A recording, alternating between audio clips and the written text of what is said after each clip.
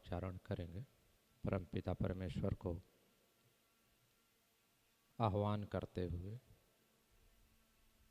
जैसे लोक में हम एक दूसरे को बुलाते हैं, वैसे ही परमपिता परमेश्वर को भी आह्वान करेंगे। मानसिक रूप से उच्चारण भी करेंगे और मानसिक रूप से मिल जाने के बाद अपनी बात, जैसे लोक में कहते हैं कोई बात हमारी सुन लेता है तो अपनी बात उससे कहते हैं, ऐसे ही परमपिता परमेश्वर से कहने का प्रयास करेंगे। आइए गहरी सांस लेते हुए ओम का उच्चारण करते हैं।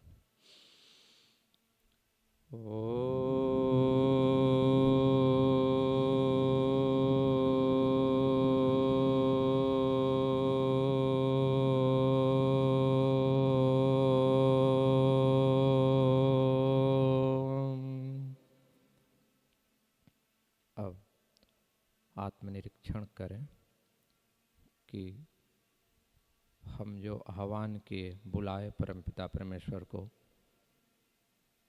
हमारा मन इधर उधर तो नहीं हुआ। हम ठीक तरीके से तारतम्य को जोड़ सके या न जोड़ सके।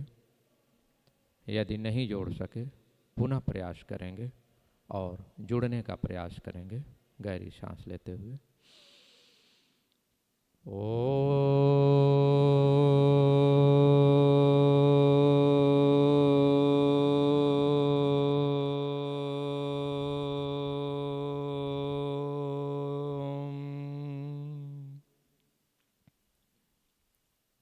पुनः आत्मनिरीक्षण करें और अपना एकाग्र मन परमपिता परमेश्वर से मिल गया हो तो उनसे अपनी बातें कहने का प्रयास करें। एक बार और सांस गहरी लेते हुए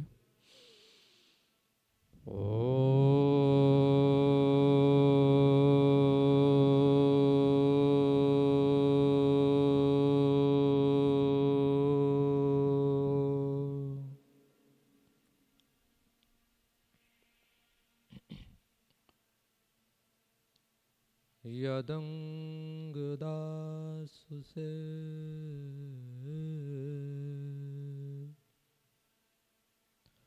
त्वमग्ने भद्रं करिष्यसि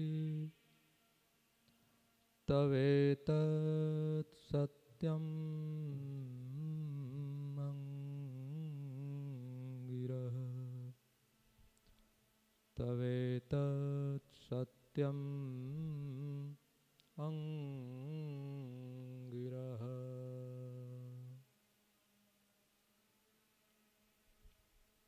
सम्माननीय पूजनीय आचार्य जी, उपस्थित विशिष्ट महानुभाव, पूजनीय मातृत्व शक्ति, प्यारे ब्रह्मचारियों,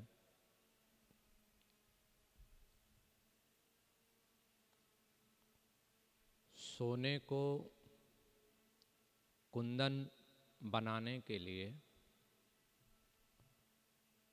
उसको कई बार तपस देना पड़ता है। क्या कहा?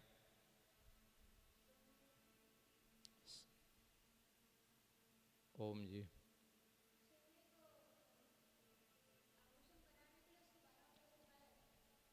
आभूषण नहीं, कुंदन। कुंदन का मतलब प्योरिटी, 24 कैरेट।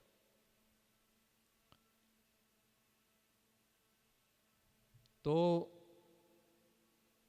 उसको 16 बार प्रोसेस होता है। कुंदन बनाने के लिए, किसी प्योरिटी में लाने के लिए, आप देखें ना 24 कैरेट जब लिखता है तो 99.9 प्योरिटी होती है उसमें। और जब 22 कैरेट लिखता है तो कितना होती है? 91.6, इतना प्योरिटी। 20 कैरेट आ गया हो तो और नीचे जाएगा, ऐसे ऐसे करके उसका ये होता है। तो 99 या यूं कहें कि 100% उसको प्योरिटी के लिए 16 बार तपस देना पड़ता है, अर्थात उसको गुजरना पड़ता है। किससे?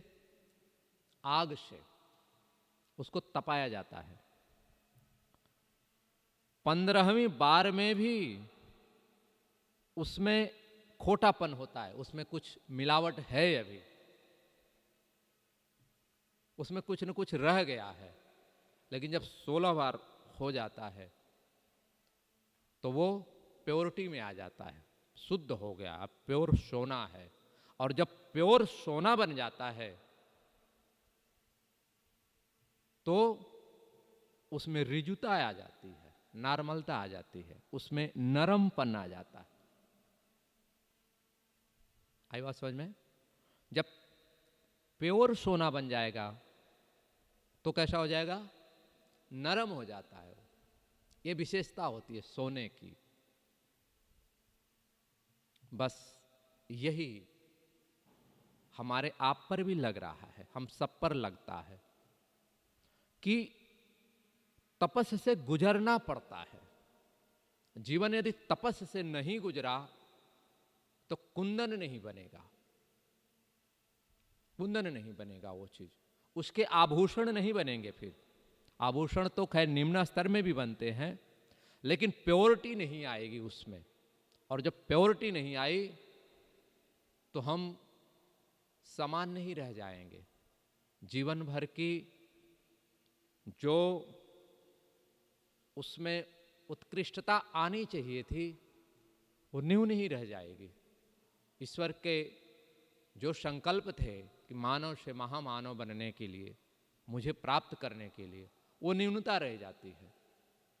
तो अभी हम सब, आप लोग भी हम लोग भी अभी प्रोसेस में गुजर रहे हैं, प्रोसेस में एक चल रहे हैं।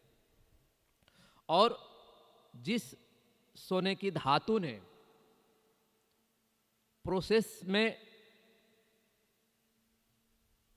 प्रोसेस लेने से इनकार कर दिया तो निर्माण होगा उसका? प्योरिटी आएगी उसमें? नहीं आएगी। बिल्कुल ठीक है। तो अभी जो हमारा प्रोसेस चल रहा है आप लोगों का, ये निर्माण काल है। अभी हम लोगों का भी निर्माण काल है, क्योंकि जीवन भर एक व्यक्ति विद्यार्थी होता है, जिसके अंदर का विद्यार्थीपन समाप्त हो गया, सीखने की जिज्ञासा समाप्त हो गई, फिर निर्माण संभव नहीं होता। तो ये चीज हमेशा रहनी चाहिए कि मेरे सीखने की जिज्ञासा समाप्त नहीं होनी चाहिए। तो अभी अपना निर्माण काल चल रहा है। अगर इस अवस्था में तपस को आपने स्वीकार नहीं किया तो निर्माण नहीं होगा। आप देख लीजिए, जो बच्चे संसार के अन्य स्कूलों में पढ़ रहे हैं और गुरुकुलों में पढ़ रहे हैं, एक अलग अलग अगर बनाना चाहें तो दो स्थितियां बना करके देखें, किसी की निंदा की स्थिति नहीं है। आप देखेंगे, छोटी सी बात, कि जो सामान्य स्कूल की शिक्षा है, इतना तपस, इतना प्रोसेस से नहीं गुजारा जाता है उनको।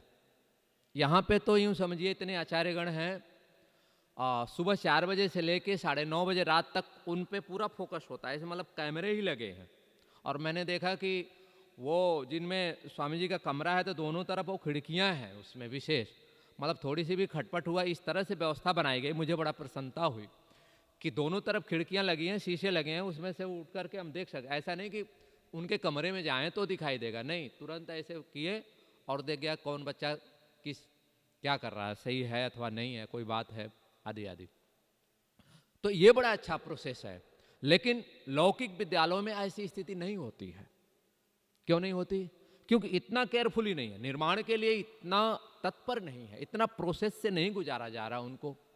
अभी कल का एक आपने भी कोई देखे होंगे मोबाइल में, समाचार में मैंने देखा कि 2 व्यक्ति अर्थात पिता पुत्र थे।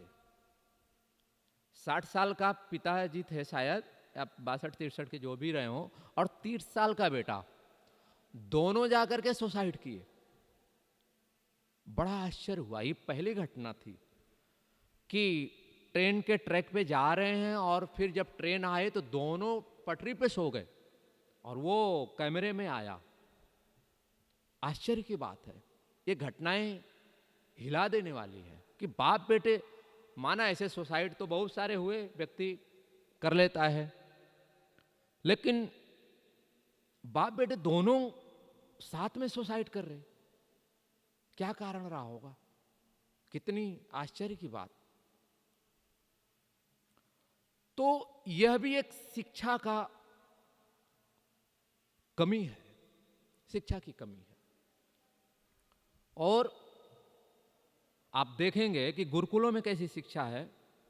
गुरुकुलों में, अच्छा एक रिकॉर्ड और देखिए, गुरुकुल का विद्यार्थी गुरुकुल में पढ़ा हुआ कभी भी सुसाइड नहीं करता है, कभी भी आत्महत्या नहीं करता है। क्या कारण है पता है आपको? जानते हैं? एक वातावरण का ध्यान दीजिएगा। कैसा? गुरुकुल में आता है, उसकी अपनी कुछ भी नहीं चलती है। गुरुजी से पूछेगा, गुरुजी ये ले लूं? नहीं, ये नहीं, ये लो। गुरुजी ये कर दूं? नहीं, ऐसे नहीं, ऐसे। गुरुजी ये खा लूं? नहीं, ये नहीं खाना, ये खाना। गुरुजी ऐसे हो जाऊं? नहीं। मतलब पूरे प्रोसेस में आप देखेंगे नहीं नहीं नहीं सुनना, अर्थात अपने मन की कुछ भी नहीं, क्योंकि अभी समझने की क्षमता नहीं है इतनी कि सही क्या है और गलत क्या है, ये समझने की क्षमता नहीं है। और जो गार्जियन उपस्थित हैं, बच्चों को 1 साल से लेकर के 15 साल तक बच्चों पे अपनी चलाओ, उनको अपनी मत चलाने दो, ठीक है? 15 साल तक अपनी सुनाओ, उनकी मत सुनो। क्यों? क्योंकि उनके पास अभी अपनी समझ नहीं है क्या करना नहीं करना। और 15 से 25 तक कुछ अपनी सुनाओ, कुछ उनकी सुनो, कंप्रोमाइज। और 25 साल के बाद अपनी सुनाओ ही मत। सुना तो ठीक, नहीं सुना तो कोई बात नहीं, फिर वो जिम्मेदार हो गया। 3 स्टेज बताई, आगे बात समझ में? 15 से 25 साल तक अपनी सुनाना, 1 से 15 साल तक अपनी सुनाना, 15 से 25 साल तक कुछ सुनाना, कुछ नहीं सुनाना, कुछ सुनेगा कुछ नहीं सुनेगा, उसमें थोड़ी कंप्रोमाइज कर लेना। और 25 साल के बाद न्यूट्रल हो जाना, अब वो मालिक हो गया है, समझने की क्षमता हो गई है। तो चल रहा था विषय सोसाइटी की। तो गुरुकुल में हर चीज नहीं नहीं नहीं, अपना कुछ भी नहीं, अर्थात हम कैसे हो जाते हैं? गीली मिट्टी की तरह हो जाते हैं। कैसे हो जाते हैं? इधर फेस करेंगे, आइज कांटेक्ट इधर होना चाहिए, हाँ? फेस इधर, उधर नहीं। तो हमारी स्थिति कैसी हो जाती है? गीली मिट्टी की तरह हो जाती है। कुम्हार को देखा, जो घड़ा बनाना चाहता हो, गीली मिट्टी ना होती तो बनेगा उसका कुछ? वो चाहेगा कि इस मिट्टी का मैं ये पात्र बनाऊं, घड़ा बनाऊं, तो आधी मिट्टी कड़क है तो बनेगी? बनेगी ही नहीं, कुछ भी नहीं बनेगा उसका। तो गुरुकुल में आकर के हम कैसे हो जाते हैं? गीली मिट्टी हो जाते हैं। और यही स्थिति होती है कि आर्मी में इसको कहते हैं रगड़ा। आर्मी में क्या बोलते हैं इसको? रगड़ा। ये रगड़ दिए जाते हैं, एकदम जीरो पे ला देते हैं उसको, गीली मिट्टी की तरह से एकदम। आपकी अपनी कोई मर्जी नहीं। अभी तो जौहरी जैसा चाहेगा वैसा ही आभूषण बनेगा, गुरु आचार्य जैसा चाहते हैं वैसा ही। तो वैसे हम एकदम पानी की तरह हो जाते हैं, एकदम रगड़ दिए जाते हैं, एकदम अपना कुछ भी नहीं रहता। अभी गुरु आचार्य तक 15-20 साल तक गुरु आचार्यों के, फिर हमारी अपनी समझ विकसित होती है, हमें ये करना नहीं करना, कैसा करना। तो अब हमें जीने की कैसी आदत हो गई? जीरो से जीने की आदत बनी। कैसी बनी? जीरो से, शून्य स्थितियों से हमें उठना सिखाया गया। आई बात समझ में? अब दुनिया का कोई भी संकट आएगा तो हम क्या करेंगे? संघर्ष करेंगे, हार नहीं मानेंगे। आगे बात समझ में? दो उदाहरण दे देता हूं आपको। एक उदाहरण है सोनीपत में हरियाणा प्रांत में एक माता जी है, गौशाला चलाती है। तो एक दिन मैं उसका कमेंट सुन रहा था, मीडिया उससे कमेंट ले रही थी कि माता जी आप तो कोई भी धंधा बिजनेस करते हैं तो माइनस पॉइंट आता है, अर्थात आपकी जो बुरे दिन भी आते हैं। तो उसके साथ में 10 लोगों ने गौशाला शुरू की थी, तो उसमें से 8 लोगों ने बंद कर दिए। तो पत्रकार ने पूछा कि माता जी आपने बंद नहीं किया, इसका क्या मतलब, क्या कारण रहा? तो उस मां ने एक वाक्य बोले, वो मुझे बड़ा ही विशेष लगा। उसने बोली कि मैं गुरुकुल में पढ़ी हूं, हार मानना नहीं जानती। क्या बोला? हाँ, हार मानना मैंने नहीं सीखा, और यदि मैं भी उनकी तरह से सामान्य पढ़ी लिखी होती तो हार मान लेती। ये देखो उसका कमेंट, मुझे ये बात अंदर तक गई।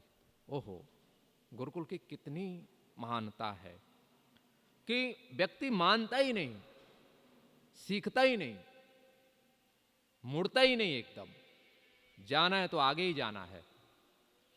अच्छा, दूसरी बात आप एक लोक में भी देखेंगे कि जो जीरो से नहीं उठा है, जीरो से जो नहीं आगे बढ़ा है, वो बीच में से मुड़ जाता है, क्योंकि वो टेम्परेचर, जो तपस है, उसको नहीं लगी है। लौकिक विद्यालयों की स्थिति देख लीजिए। माता पिता सामान्य होते हैं, सोचते हैं कि बच्चे को बहुत ज़्यादा पदार्थ या सामग्री देंगे तो ये बड़ा महान बन जाएगा। बहुत बड़ी भूल है। बच्चा मांगता है पिताजी ये, पिताजी कहते हैं नहीं ये क्यों, ये लो। माता जी ये क्यों, ये लो। पिताजी 50 रुपए, 50 क्यों, 100, 2, 4, 500 रुपये लो। मतलब वो जीवन में कुछ भी ना नहीं सुना। क्या नहीं सुना? ना नहीं सुना उसने। अब देखिए उसकी मेंटेलिटी कैसी है। हो गया 25 साल का, 20 साल का, उसने ना नहीं सुना है कुछ भी, सब कुछ अवेलेबल है। जब वो बड़ा होता है और लेकिन दुनिया उसके हिसाब से नहीं चलेगी। यहाँ तो हम 150 करोड़ हैं, हर चीज पे कंपटीशन है। तो जब कोई चीज नहीं होती है, कोई योग्य कार्य उसके अनुकूल नहीं होता है, तो क्या होता है? अब उसके जीवन में ना शब्द आया कि ये कार्य नहीं हुआ। और जब ये कार्य नहीं हुआ तो उसने पहली बार सुना कि ना नहीं होगा ये तो, और फिर उसके दिमाग में आता है कि ये तो जीवन ही व्यर्थ है, व्यर्थ है, तो मैं नहीं कर पा रहा हूं, अब इससे क्या करूं? अपने आप को समाप्त कर लो। ये लौकिक विद्यालयों की स्थिति है। इतना ज्यादा उसको हाई प्रोफाइल बनाने के चक्कर में जो नीचे की खाई है उसको दिखाते ही नहीं कि यह भी हो सकता है, यह भी हो सकता है, संभल के चलना, ये स्थिति नहीं बताते। और फिर यही कारण है कि आप देखेंगे कि जो कोटा इत्यादि हैं वहाँ सुसाइड के बहुत ज़्यादा केसेस आते हैं। क्यों आते हैं?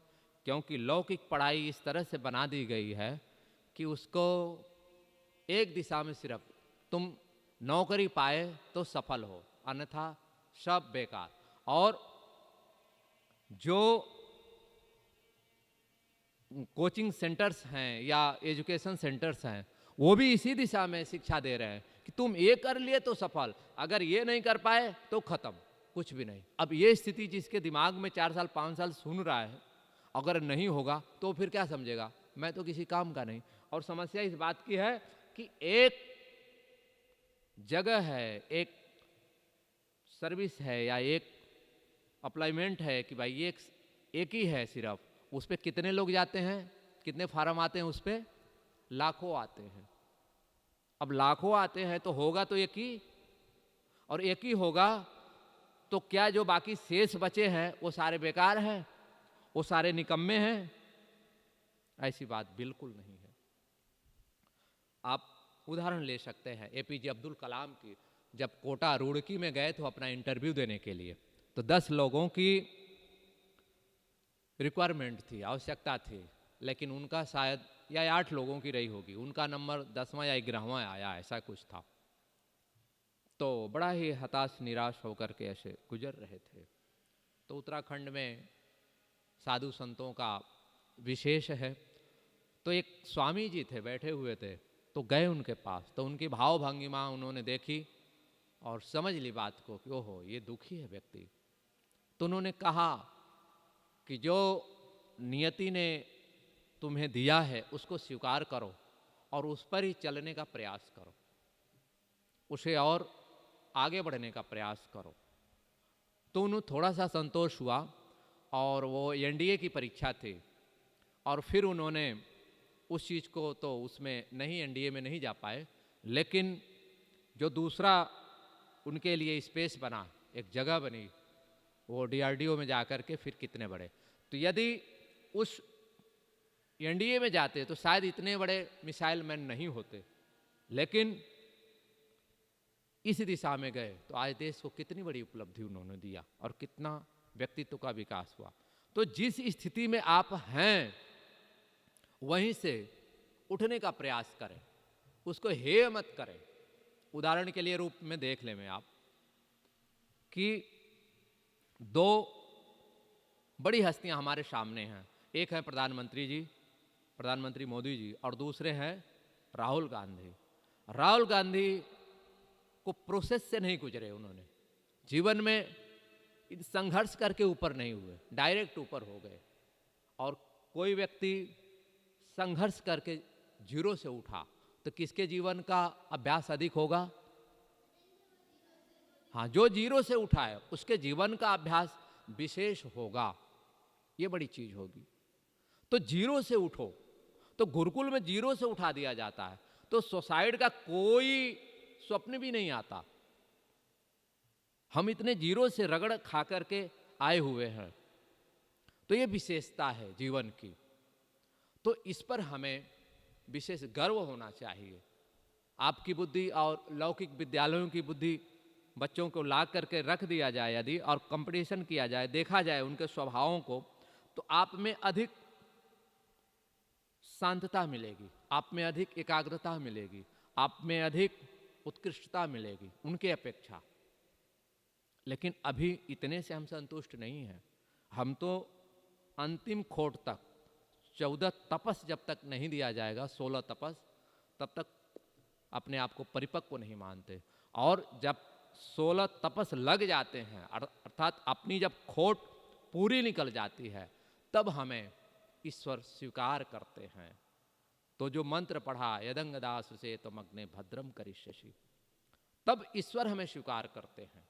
हमारा अपना अहंकार जीरो होता है, हम जीरो से फिर उठना शुरू करते हैं और फिर उस परमपिता परमेश्वर को प्राप्त करते हैं। ये विशेषता है इस गुरुकुल की, अर्थात मानव से महामानव बनने का एक समग्र दिशा है।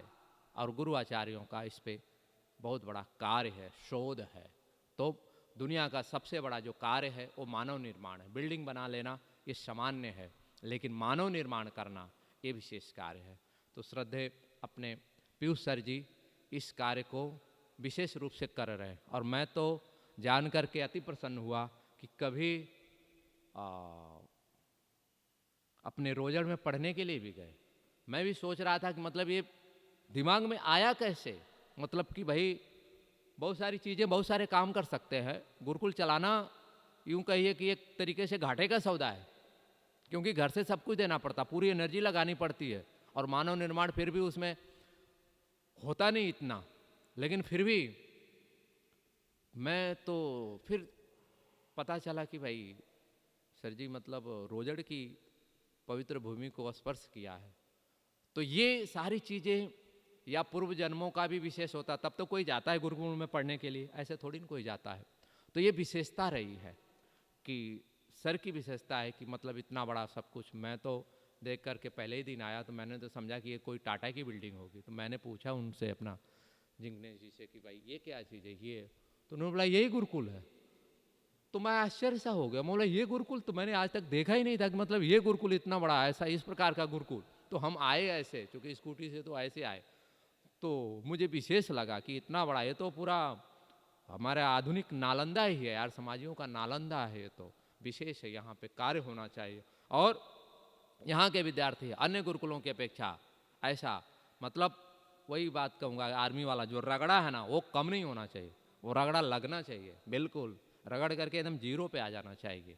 ईगो अहंकार एकदम खत्म, और टैलेंट एबिलिटी एकदम सर्वोपरि। एक एक चीज़ हमारा मन वाणी शरीर कार्य पे एकदम होना ही चाहिए जो कहा गया। तो ये होगा कैसा, समय हो गया है, ये होगा कैसे जब गुरु आचार्य देखो आप पे कार्य कर रहे हैं और आप लोग अपने पे कार्य करोगे, अपने पे कार्य। अब हम मंत्र पढ़ रहे हैं, विश्वानि देव सवितर दुरितानि पराशुभ। अब ये तो हो रहा है कि प्रभु हमारे दुर्गुणों व्यसनों को दूर करो। आप जाकर के डॉक्टर के यहाँ या मेडिकल स्टोर पे कह दोगे मुझे दवा दो, तो दे देंगे क्या दवा? रोग तो बताना पड़ेगा ना पहले, मुझे ये है इसकी दवा दो। तो अपने कमियों को समझो।